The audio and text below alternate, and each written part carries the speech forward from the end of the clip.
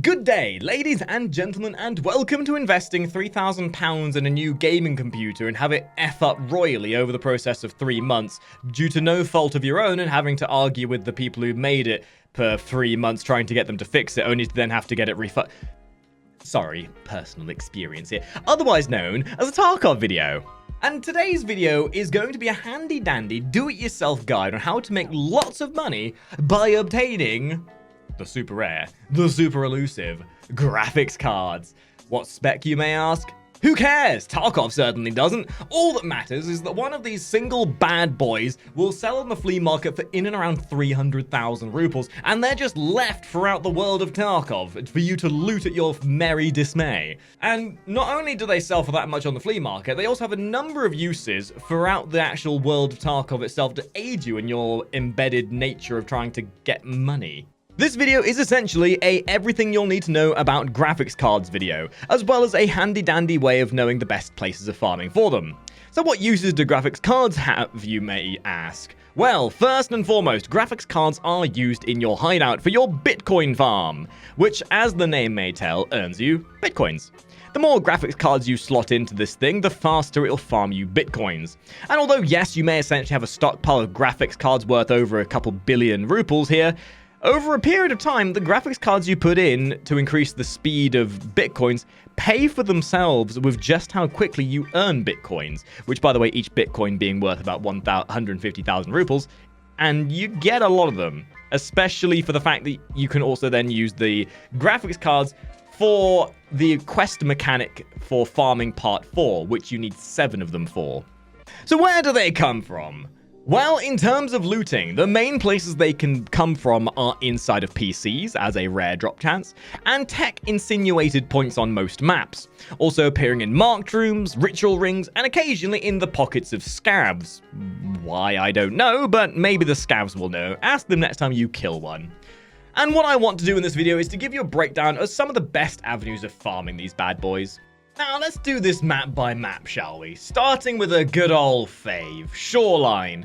This map always seems to be the go-to for fat stacks of loot, and that is no different for the graphics cards. What with the fact that most of the high-value loot is all consolidated within the resort on this map, it's not hard to understand where you've got to go and what you've got to do to get your loot. With a variety of places and rooms to get graphics cards from, it's safe to say this is definitely one of the best places for generalized loot runs, but I'll make a video about that another time.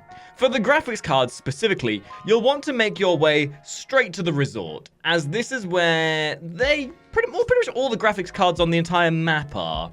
Now, I'm not going to bore you by taking you on a guided tour through the entirety of this place, otherwise this video would end up being 10 hours long. Instead, I'll show you the rooms and where they are correlated with a map that will appear on screen when we are in front of said room.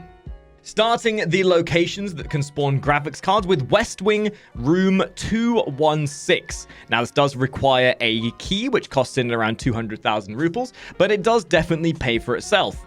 Once you've unlocked this door, there is not only a bunch of really good value loot boxes in here, but there is a tech spawn on your left, and on this box and the chair next to it can be graphics card spawns. I have actually found 2 graphics card spawns at the exact same time in this room, so a very high value room for getting your graphics cards. Then one floor up from that, we have West Wing 301. This key, again, will set you back about 200,000 rubles, but more than pays for itself once you've run this place a couple of times. The first room will have a Ledix spawn and some other rare valuables in it as well, but the second room is where the action is, as there is a graphics card spawn on the side here, as well as 2 computers that can also spawn graphics cards as well. Then making our way over to the East Wing with East Wing 107. This room is another graphics card spawning room, and it is probably one of the less open doors, if I do have to say so myself, so you're less likely to find people having looted this one already. But your graphics card spawn in this room is on the desk in the little office room in the back. This room can then also spawn Ledixes and other many valuable items, making this run even more worth it. Then, one floor up, we have East Wing 222. I don't personally have the key for this one, but you can also get into this room through room 226. Both of these keys will lead you to the room with the graphics card in. In 226, you even have a LEDX spawn on the shelves over there. But if we go into the next room, there are 3 graphics card spawns in here, which we even have one right now. So there's one spawn here, and there can be 2 that spawn on this desk, along with some other valuables and rare items and a grenade cache. So these 2 rooms are probably the most valued out of the entirety of Shoreline, as there are the most spawns here, as well as a LEDX. So these keys will generally set you back in and around the 300 to 400,000 mark, but they are so worth it. And usually this is where everybody beelines it to when they first get in here. So if you can get here quick and get in here first, you're very, very likely to get either a graphics card or a LEDX or something valuable. Then, not going far from where we just left, from 226, going up the stairs right next to it, we get to room 328. This room does have a key requirement as well, like most of these, but again, this one will set you back maybe 100,000 rupees at most. And within this room, there is a table that has a graphics card spawn above a PC, as well as some other high-value loot as well. Then in the next room, there is also a LEDX spawn. There is also a key to unlock the door in this room as well. However, that one is slightly harder to come by, and you are just better off getting the 328 key. The next room, which is all the way down the other side of the building, is room 306. This room will then need a key as well, and this is a very cheap key. This will set you back maybe 80,000 rupees. But although this room does not specifically have a graphics card spawn in it, it does have 4 computers. So a very high chance of spawning a graphics card in there, as well as some other fancy loot in the main room itself and the connecting room therein as well. And finally for Shoreline, we're going to be going to the admin building between the 2 wings. If we are on the top of the stairs and hang a left and go to the 2 farthest rooms, in the room at the very end, there is a computer and a graphics card spawn on the table, as well as a red keycard spawn in the cup on the very far side. In the room next to that, we have an office room with 2 tech spawns, one of which on the desk, one of which on the chair, as well as a safe that requires a key, and a computer under the desk as well. Going to the room next to that, there is another computer which is easily accessible, and some salvage and machinery loot that you can obtain as well.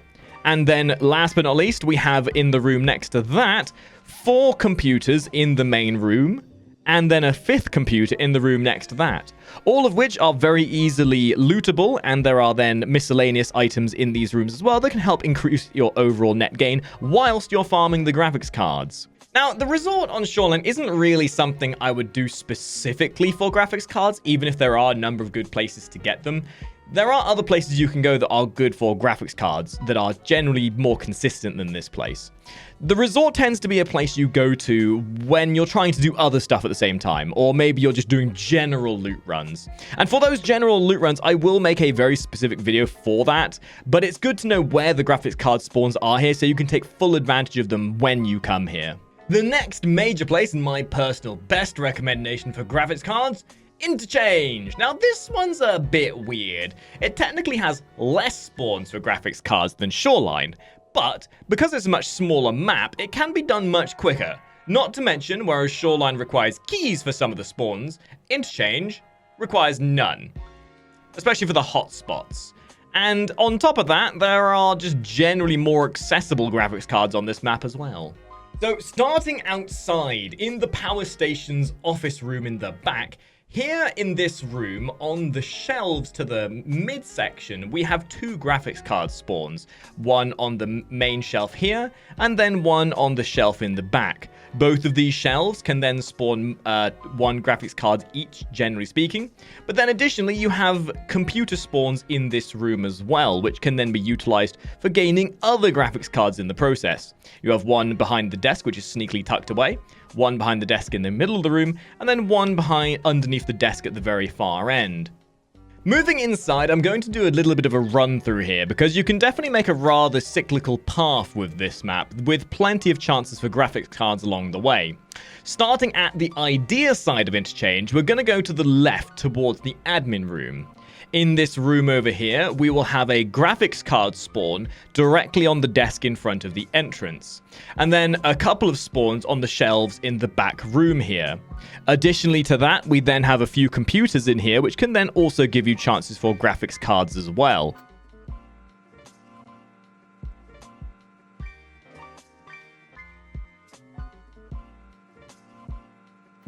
Now, following the path we just demonstrated there, we found one of the first office rooms. This office room has 5 computers in it, so not only is this a good opportunity for you to get flash drives if you're doing any of those quests, but this gives you ample opportunity for getting graphics cards as well as other miscellaneous items as well. Keeping in mind what one of these computers is then hidden in the office room that's connected to this main room.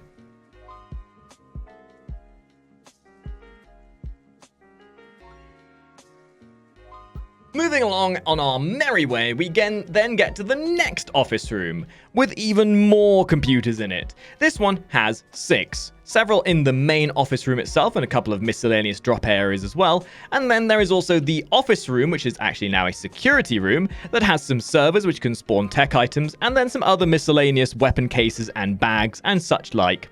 This is one of the more likely places you are going to get graphics cards outside of the main shopping area itself.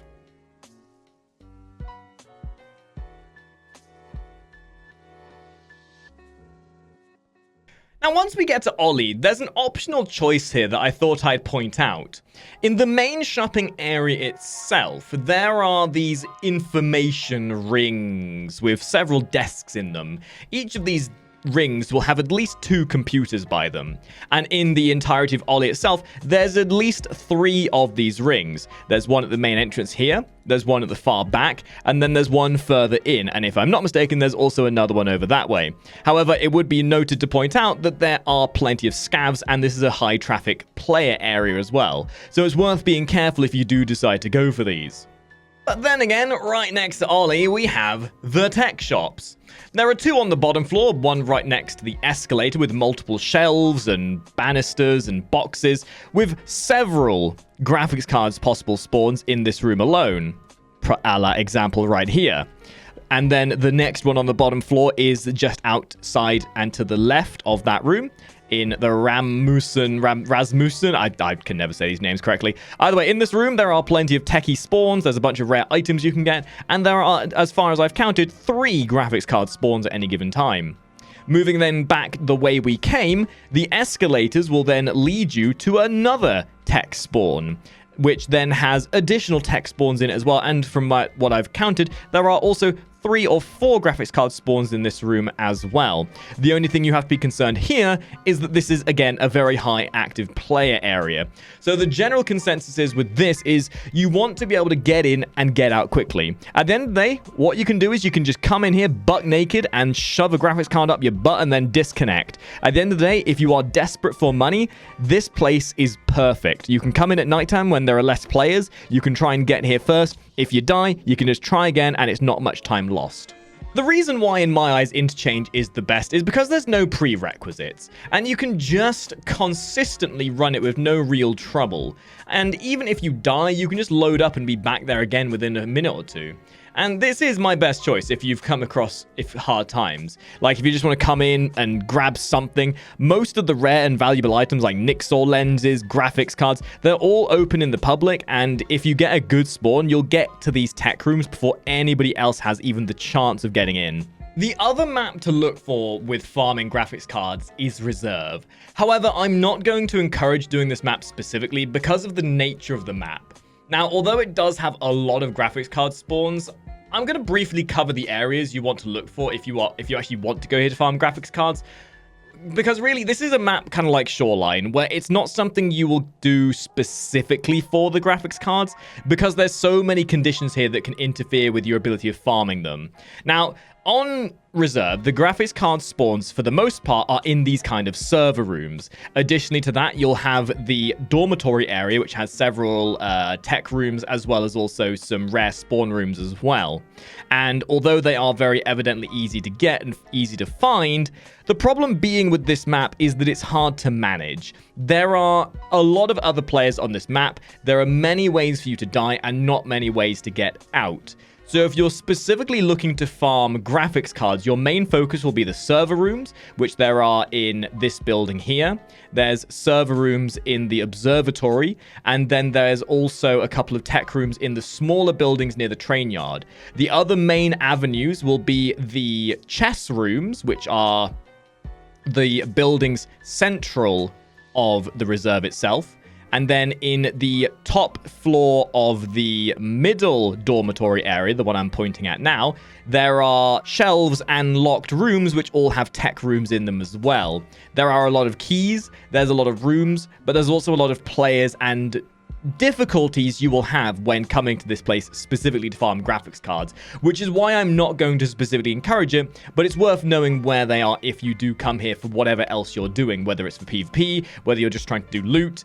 It's just something, graphics cards are just something you will get vicariously while you farm here. There's no ease of farming graphics cards here. It's just something you will get at the same time. So hopefully this guide has given you some clarity as to the best places to get graphics cards from. They are kind of a weird thing where you will just vicariously get them by playing the game, but knowing the hotspots and the good places to go for them will help you a lot. And I hope this video has been enlightening to that element. If you've liked the video, make sure you like, consider subscribing, and drop by our Twitch where we record these videos with you guys to get you involved with them. If you feel like starring in the videos or just joining in with the community, which streams daily, and asking questions or getting involved, then we're happy to help you in any way we can. There'll be a link to my Twitter and Twitch down below. If you could follow both of them, that would be amazing. And hopefully I'll see all of you top hatters in the next video. If you have suggestions or the like for things you'd like to see in the future, please do comment down below and let me know what you want to see.